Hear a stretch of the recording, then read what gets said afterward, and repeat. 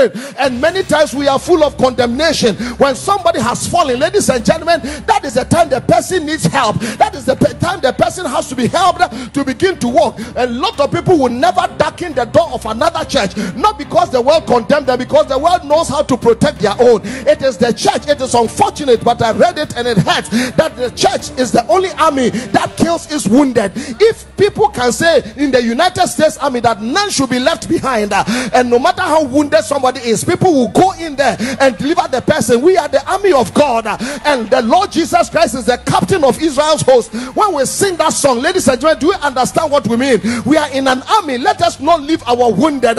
He said in Hosea chapter 6 and verse number 6, he said, I desire mercy and not sacrifice.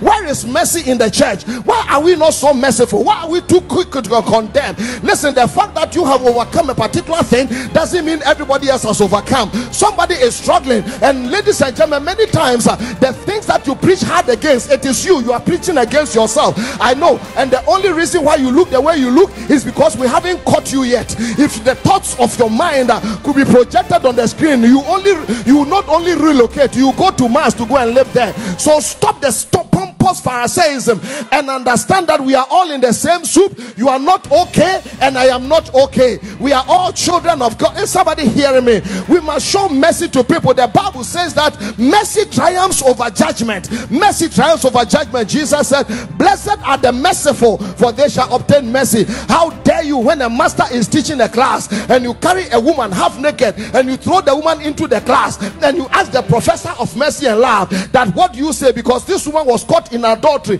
in the very act. My question is, where were you to see the very act? Peeping Tom. You were a peeping Tom. How did you see the very act? If you closed your eyes in church to pray, you would have opened to see a miracle. Nobody made you a spiritual gendarme over other people. God loves the person you hate. God is madly in love with the person. The person you think is no good. It's only God who knows the true story about everybody. Sometimes the loud charismatic ones, if you knew what they did, you would thank God for what you also did. Am I talking to somebody? And they throw that woman in. And my question is, if this one was caught in the very act, where is the other half? Because I thought it takes two to tango, but sometimes in the church we are so judgmental and we protect those who we shouldn't be protecting. And Jesus Christ never said anything. It staggers me, ladies and gentlemen, that the one who could speak until people said never man spoke like this. In a situation like that, he said nothing. Because some of the most powerful messages are never preached. Sometimes people don't need your presence, they need your presence. Kept quiet. A man who could speak refused to speak. You don't have to speak all the time because you are not on trial. He took his finger, holy finger, the sum total of holiness, and he began to write in dirt, telling us that God is not embarrassed to touch the dirty places of our lives. He's not embarrassed. I don't know what he wrote, but the letter that he wrote was powerful enough to let the accusers run away. And when he straightened himself, he asked the woman, where are your accusers? The woman said, Lord, they all ran. They had a one-way ticket back to Jerusalem.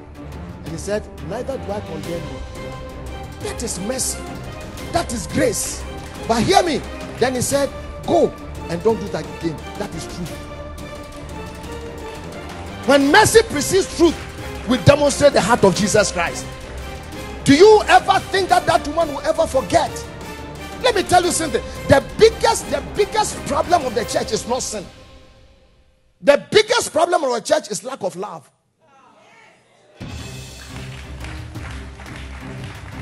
Many people will not be in the state that they are in if we show them love. And when I'm saying love, I'm not talking about just hiding things, but a loving confrontation sometimes.